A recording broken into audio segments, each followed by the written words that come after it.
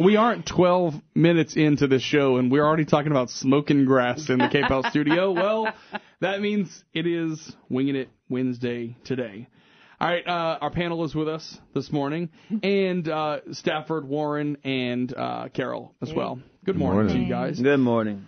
All right, so where did I start? I think I wanted to talk about Gordon to start with because it's now on land, still Tropical Storm Gordon. Winds have died down a bit, and it looks as if Acadiana will have dodged another bullet, but we're looking ahead to another really busy month. Stafford, we're going to start with you. I know back in 2016 you had flooding problems in your neighborhood. Yep. Rebuilt. I probably had to cut out the sheetrock to a certain level to kind of do things. As someone who went through that, what are your thoughts on preparedness? Are we really going to have another major event to make sure that the infrastructure upgrades have kind of taken, or are there other signs we can sort of look at to make sure we're prepared in our area? So my current perspective is that some work has been done in my neighborhood to alleviate some of the issues that caused my house to flood last time. Mm-hmm. It's never going to alleviate all of them. And my other perspective is that from my understanding, the money has been allocated to dredge the Vermilion, and I'm a mile from the Vermilion where I'm at. So it's just a matter of going out and getting it done. I'm thankful that the citizens of Lafayette voted to put the money towards getting people out there to get out there and cut ditches and recut coulees. I can tell you there's a ton of drainage work done down Collie Saloon with the addition of the widening of the road and the roundabout that's being done down there. They widened the coulee over there and put cement on the walls. And so I think that Lafayette's in better shape. My understanding was that it's not always going to be about how good Lafayette is at getting the water out. Mm-hmm. It's a very much a regional issue. And in 2016, that flood was caused by basically a tropical storm stalling out on top of Lafayette. It's the same thing that happened with Harvey. I don't want to say that those are the new norms. I think that those are anomalies to get the level of rains that we did. And I think that if we were to get those rains tomorrow, we'd probably have some extensive flooding again, just because of the sheer volume of water. But I can tell you, the water's getting out of my neighborhood faster. I've talked to other people who live in other neighborhoods, like the Glade, that I think had every home but 4 flooded in that neighborhood. Their water's getting out a lot faster, it seems like. So I think they found the pain points and did their work on them, and now I think that it's improved. So, Warren, are we just kind of sitting on base right now, waiting to see if we end up with a situation? Are we going to have to really see an event happen to know what's going to happen? Well, I mean, that's kind of always the case. You never know the future until it's here, and then you know the past. And, Well, that was profound. Okay, let's see. Well, I mean, write that one down. Well, that's the answer to your question. Are we going to know what we're doing until it happens? And so the answer is hell no. But, it's kind of like, what do they say about cancer?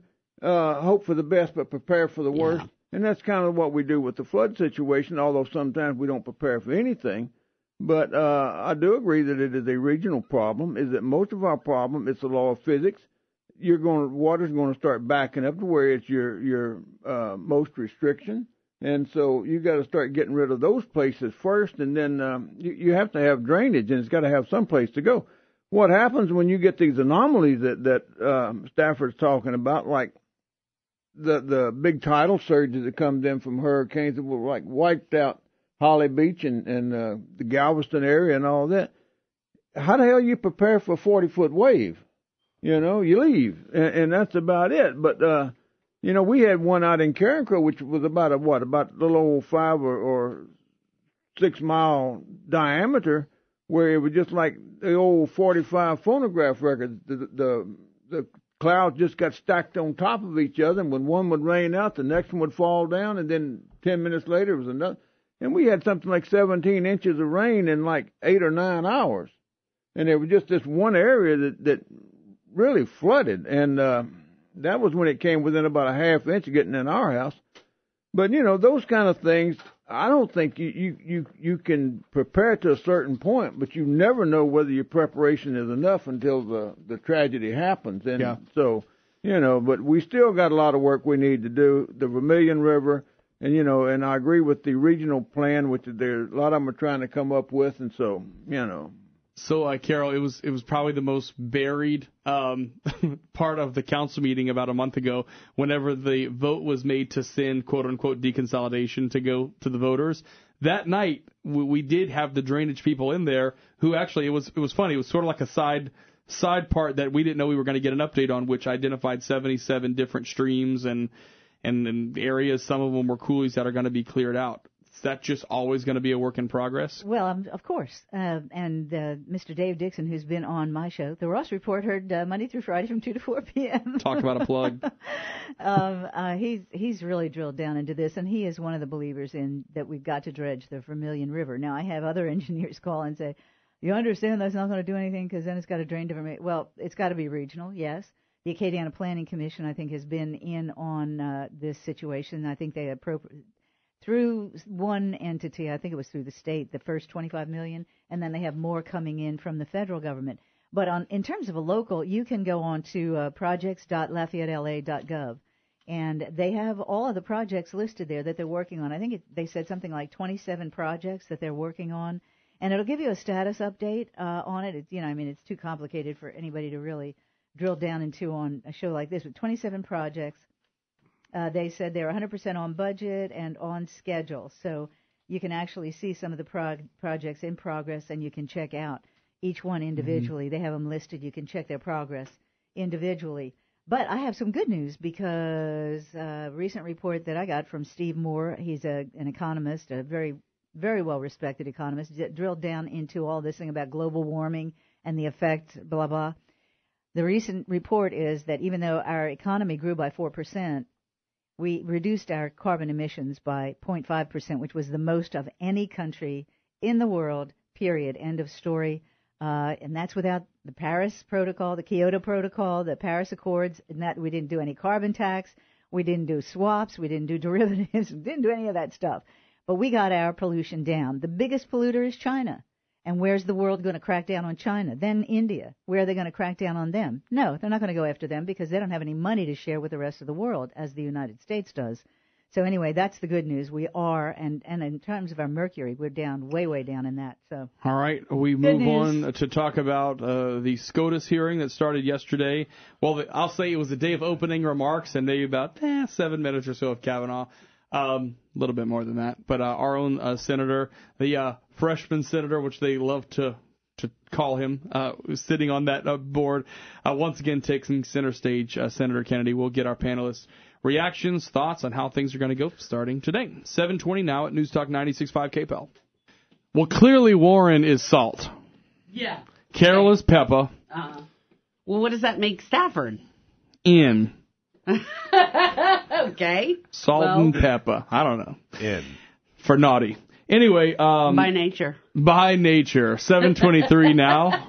Should hear some more from his face. Yeah, right there, buddy. Wait, you guys are, y'all actually have plans. Y'all have an after Wingin It date today, right? Oh, we do. Yeah, we're going to meet Dwayne. Sure. Okay, cool. Mm-hmm. That was a caller who called in a few weeks ago, right? Yes. Awesome. So we're going to go see and talk. And I'm Switzerland, by the way. Oh, nice. I am the Swiss Miss. So you're gonna be the I'm just going to be the mediator. I am Switzerland, people. She's also going to steal Tina Turner from us. I thought you just wanted free coffee. Okay, let me just be honest. I want some free coffee as well. When I leave, if I accidentally happen to buy myself one of those giant chocolate chip cookies, see what happens. It will be an accident. It could happen. All right, so hearing will continue today. We should hear a little bit more. Maybe questioning will start for prospective Supreme Court Justice Kavanaugh.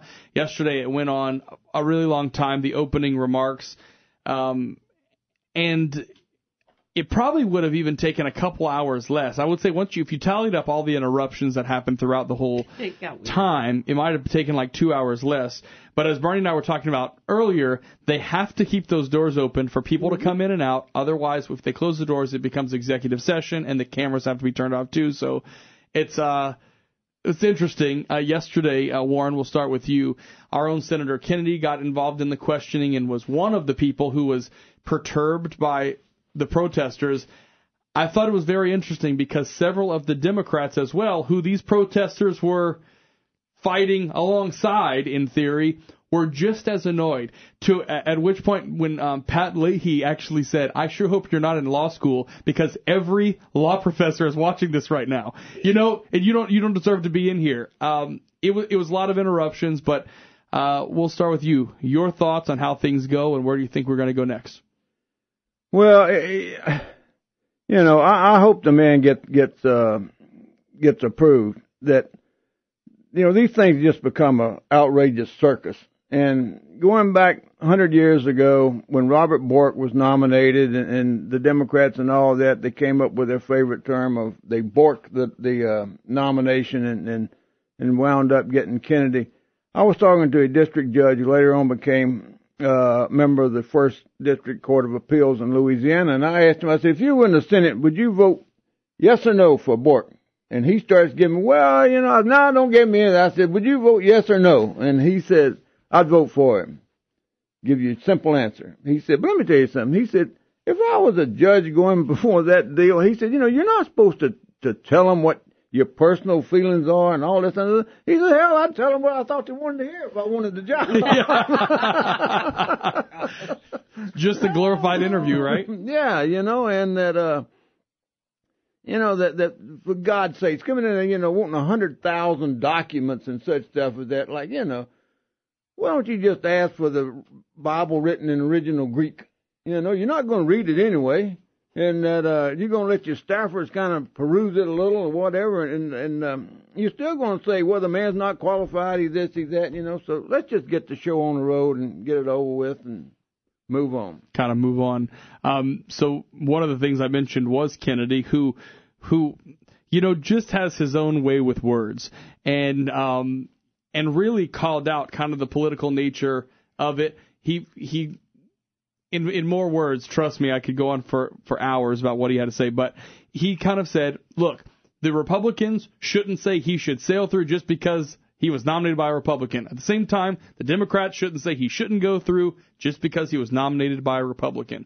Then the question becomes, what's in those documents that are not there, which is why they pushed to have the hearing adjourned yesterday for more time. What is there? I mean, I feel like the one thing we don't have is anything about the Bush years. And I think the thought is maybe he was involved in the torture decisions or at least opinions by the White House. What do you make of it all, Carol? Politics. That's all it is. Politics. He has given over more documents than the last 5 nominees combined. And that includes Elena Kagan, who also was a White House counsel. And they only gave over 6,000 of her documents. They've given over 440,000 of Kavanaugh's documents. And by the way, she was protected in some cases by executive privilege. Do you remember when Susan Rice was all over the air lying about Benghazi? What did the president do? Brought her into the White House, gave her the protection of executive privilege so that she did not have to speak about anything that she didn't want to speak about or that he did not want her to speak about. This is done all the time. He has a right to privacy. The president, the former president, has a right to privacy as well, to a degree. They have turned over a lot of documents. I mean, what more do these people want? They want to have a political show. I think the more apropos of any of this stuff was the speech by Ben Sasse. He was absolutely on target. I got to watch most of it, and he was absolutely correct. He said, we have these sideshows for Supreme Court because we've endowed the court with far too much power. Congress has abdicated its responsibility to truly legislate. How many times? I mean, we just finally got a budget after, 9 years? First budget in 9 years? They argued over it. They fought over it. They haven't really gone through the total process with the amendments, et cetera. They don't want to do that anymore. They want to abdicate either to the executive branch or to let it go through to the judicial branch, which is why the Supreme Court has become far too important in our lives. It is very important, but it's far too important.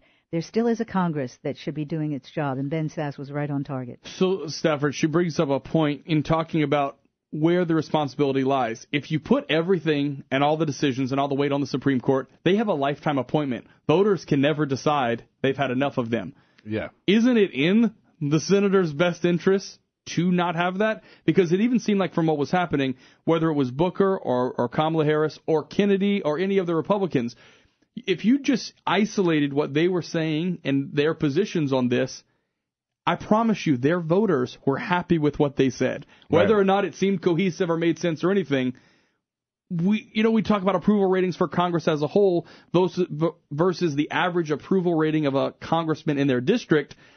They're popular. Right. They're popular, not as a whole, but in their individual place. So is that all this is? No, look.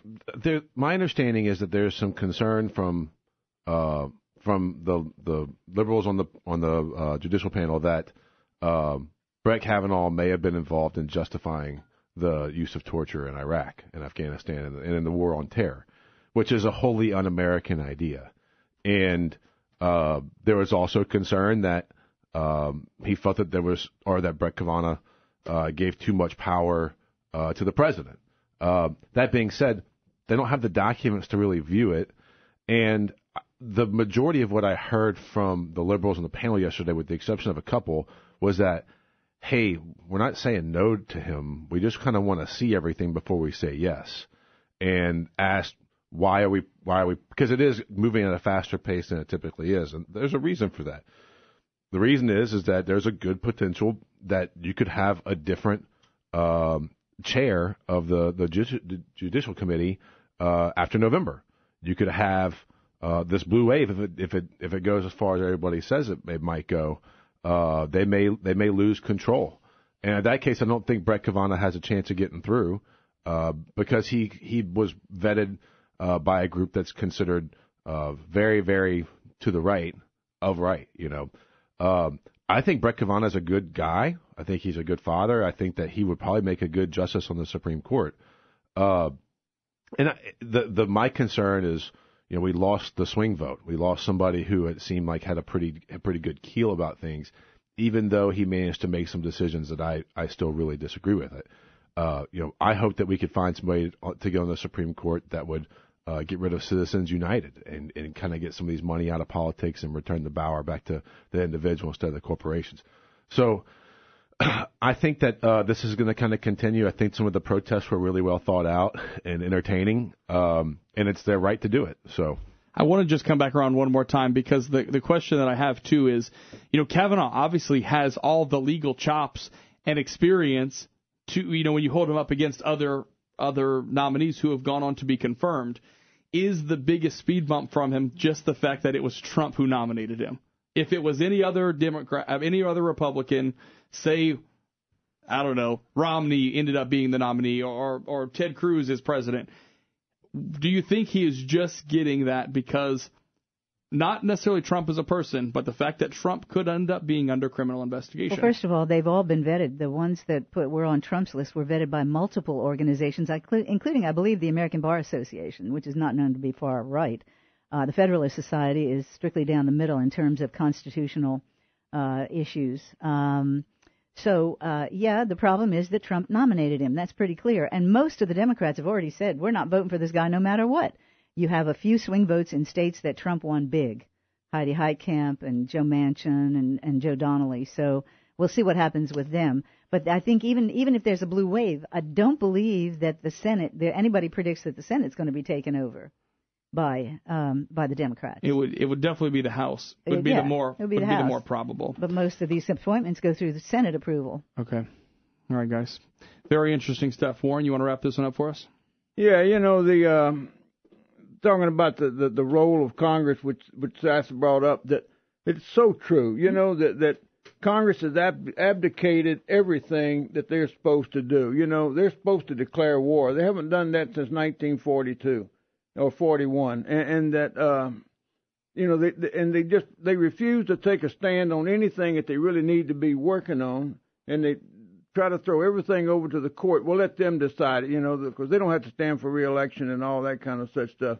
And that if Mitt Romney were president, his nominee would not have any choice, any problem whatsoever, because he would select somebody that was certainly going to fit in with the Democrats, and then the Republicans would say, well, we got to go along with him because our president. And then if Cruz were president, God only knows what would happen then. 232-1542. We're going to take a call right after Stafford. You have a the other main concern is exactly what you said, that the president is under criminal investigation and potentially has there's a good opportunity that that the argument about whether or not he can be sworn in under oath in front of the one body that is there to keep him in check, that argument might go to the Supreme Court. And so there's a concern that Trump may have put somebody up that would go in his favor, which should be 100% conflict of interest, and he should recuse himself if it comes up.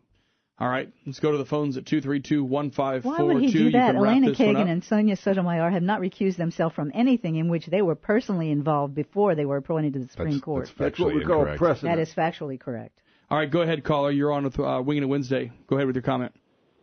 Right. Well, he's not being fast-tracked any more than Keegan or Sotomayor were, because there were fewer days between when they were nominated and when they had confirmation hearings. And also the reason that America doesn't torture is because torture doesn't work. And we all know that. But the big thing is that under enhanced interrogation technique, we gained the information of where Osama bin Laden was. So obviously we didn't use torture. We didn't. It was What? enhanced interrogation, according to Mr. Rodriguez, who was there at the time. Yeah.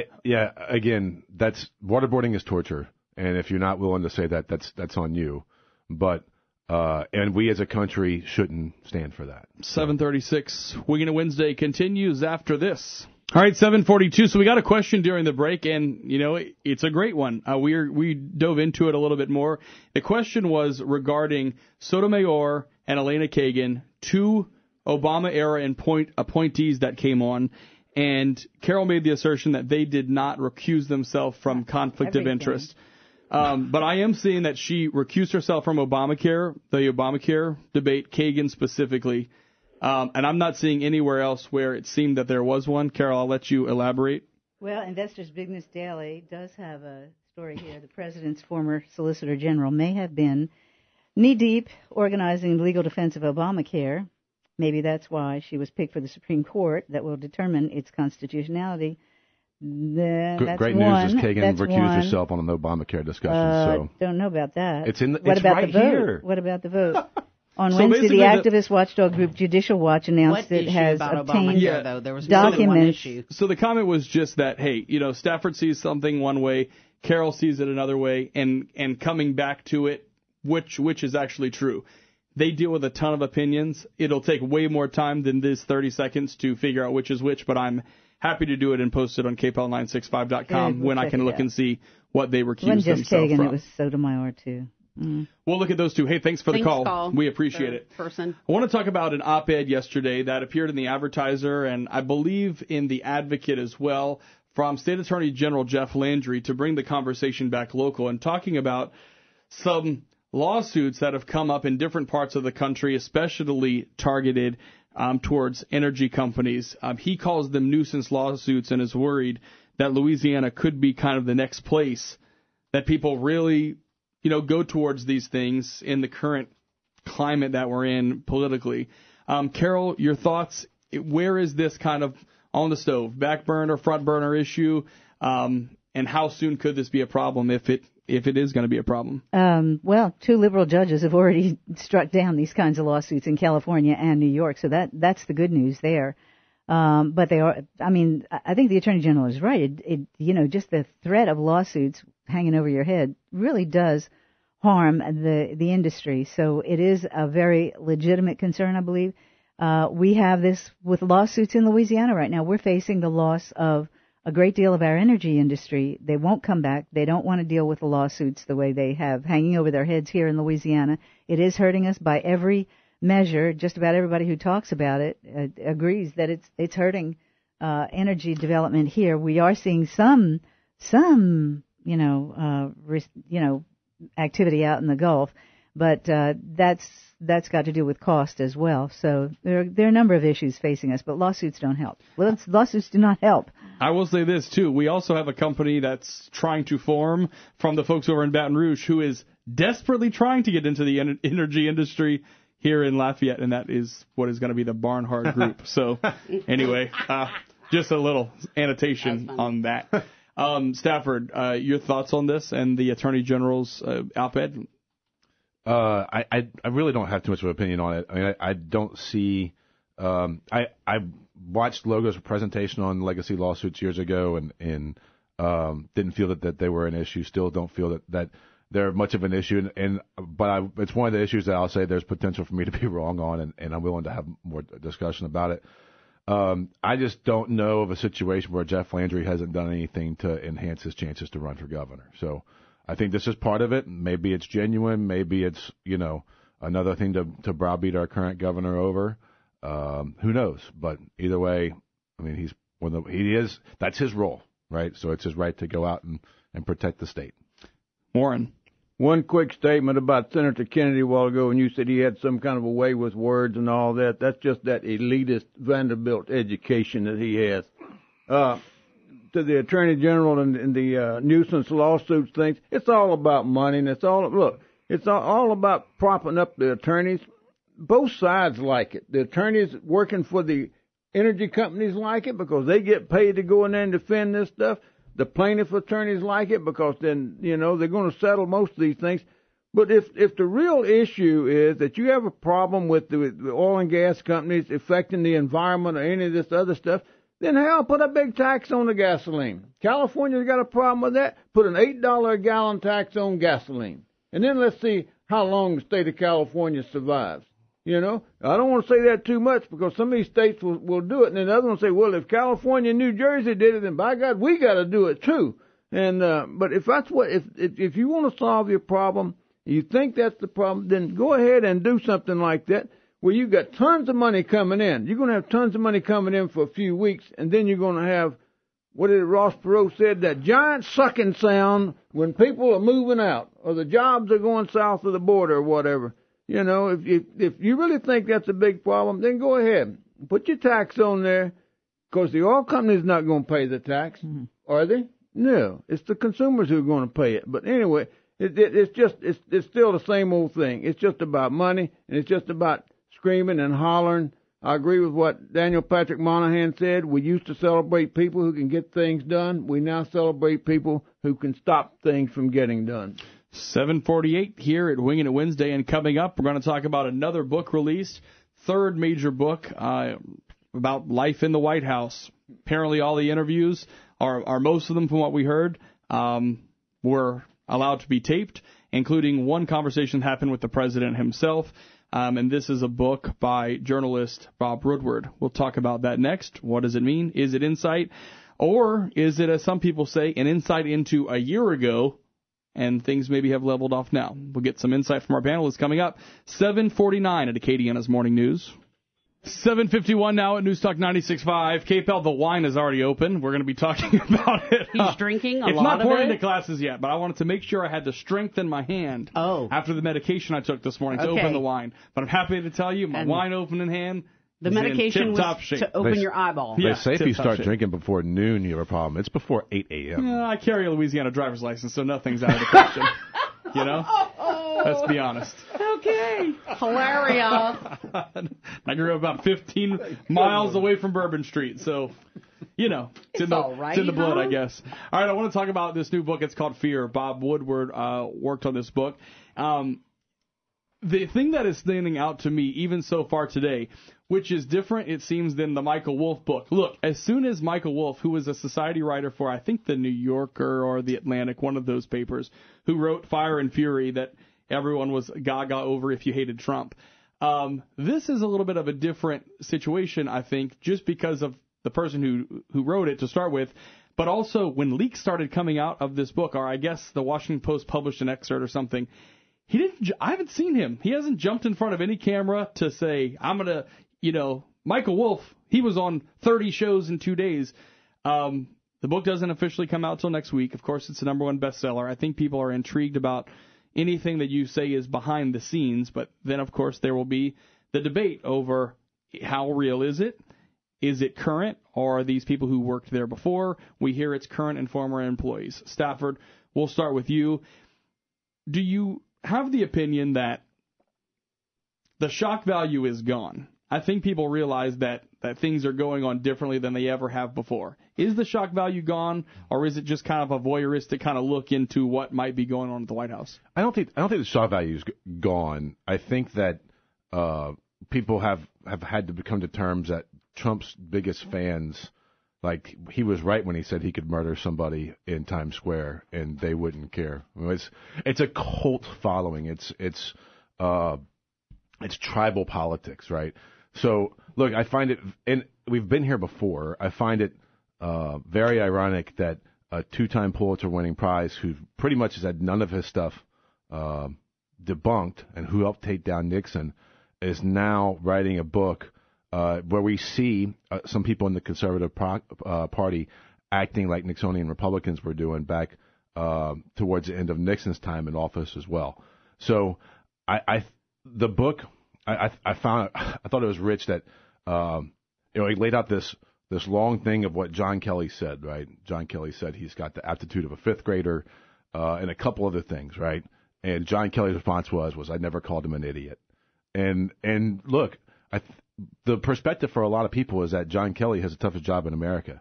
That at any point in time, he's preventing us from going to war and preventing from a massive constitutional crisis. I also thought it was fitting that they talked about the mock interviews they tried to do, and John Dowd saying this is how you end up in an orange jumper. So, look, I think that if this would have come from anybody else, the Wolf book was seen as sensationalism, and then when Omarosa came out and made her claims, that was seen as sensationalism, and then she backed it all up with recordings, and now he's backed up his conversations with recordings as well. So if the White House comes out and tries to deny it or challenge his credibility, all he's got to do is release recordings. The one thing, Warren, and I'll say to this point, you'll probably agree because you are an overlord, and so you know about everything that has ever happened ever. I don't ever see a time when Woodward ever stoops as low as releasing recordings in the way Omarosa did. He's going to sit back and say, you can believe it or you can't believe it. I'm going to stand by what I wrote. But I don't ever see it coming. There's never going to be a gotcha because that's not, Woodward doesn't have to do that to get notoriety. Let me ask Stafford about, what did you say about the Republicans and Nixon? There were Republicans who were still Nixon fans and stood behind him even when he was going down. Who? Hell, they all turned on him. You want names? Yeah, they all turned on him. Barry Goldwater's the one who went to the White House and told him he had to resign. Well, and the Republicans right now should turn on President Trump. Wait a minute, you said they should. I'm going should. back. You're saying they did with Nixon. It's something in history that happened. I don't know of any of them up there who stood by him till the very end. Howard Baker was the first one who turned on him. And was one of my famous Tennesseans. But anyway, I don't want to talk John about Dean. Nixon. Let's talk about Bob Woodward. Bob Woodward is these people who write these novels, and then they come out and somehow or another they have all this wonderful credibility. Remember, I never have read one of Bob Woodward's books, by the way, and don't intend to. But I remember the book he wrote about Bill Casey, about how he interviewed Casey on his deathbed before he died, and Casey told him all these secrets of the CIA and what they were doing and what they did, how they violated the laws and all this, that, and other. And then Casey's widow came along and said that he never did talk to Bill Casey. And that, and it gets back to what Rob said. Are you going to release the recording? He said, nope, I stand by what I said. If you don't believe it, you don't believe it. And so, that's kind of the way it is. You write a piece of fiction, and you sit there and you say, well, that's the way it is. That's the way it happened. It's like the old CBS Nightly News with Dan Rather, the ABC Nightly News with Peter Jennings, the NBC Nightly News with Tom Brokaw. We're telling you like it happened. And if you don't believe it, well, we still told you like it happened. Carol, I think the credibility thing, the one recording that we have heard, which I think the Washington Post published, was the conversation. It's an 11-minute conversation with President Trump, who says, I would have cooperated with you because I trust you. You're always fair. And I requested through 6 different people. And it seemed like Trump was pretty surprised, even through Kellyanne Conway, even through Lindsey Graham, that the request to be interviewed for the book never made it to his desk. Mm-hmm. Well, let's see. He's got Woodward, because of his credibility, will have his 30 minutes more of fame. Omarosa, who? Omarosa, who? Michael Wolff, who? What was the name of that book? One after another, they will trash the president. When we voted for him, we did not vote for a choir boy. We did not vote for a Boy Scout. We voted for a businessman who will get the economy on track. And by every measure, even his detractors have to agree, he has gotten the economy on track. We're doing far better than we ever did under Obama. One area that I fault him is not really focusing on the debt and the deficit. That's the one area that I think they really need to start working on seriously. But in terms of the economic recovery that has happened, the 3 million jobs, the 4.2 now upgraded GDP, it's pretty amazing, the turnaround and the feeling in the country by a lot of blue-collar workers who felt that they were being abandoned both by the Democrats and the Republicans, that the man has really connected with them and given them hope. That has been fairly amazing. I don't think this book is going to have an impact on his base at all. May have some impact on the swing voters, but I think when it comes right down to it and they see the socialists taking over the Democrat Party, I mean, there was another one elected in, Massachusetts last night. Yeah, but she was a centrist. The current one was way more progressive than her, which is why the thought was it wasn't going socialist, it was going more... She was a centrist. Let me think. I'm sorry. Bernie and Ocasio-Cortez were big time in her corner. It's not Massachusetts. Ocasio-Cortez, yeah, but that was the surprise. She wasn't... Anyway, it doesn't really matter. But I think it's more of an anti-incumbent thing than going a certain way. That's possible, but I don't think so. I think that they're, by even their own admission, by people like Doug Schoen and Mark Penn and all that, they're kind of bewildered by what's happening now, and they don't feel it bodes well for the Democrats in the general election. So if you look at the output of this White House, it has been fairly spectacular, even in foreign policy. There have been movement on issues that had not been moved for decades. All right, we've got to wrap it up there. It's 8 o'clock. Wingin' Wednesday happens each and every week. Brought to you by our friends over at Lobby. We're back, of course, next Wednesday with more from our panelists coming up. Have a great week. 8 o'clock. News is next, right here on News Talk 96.5 KPEL.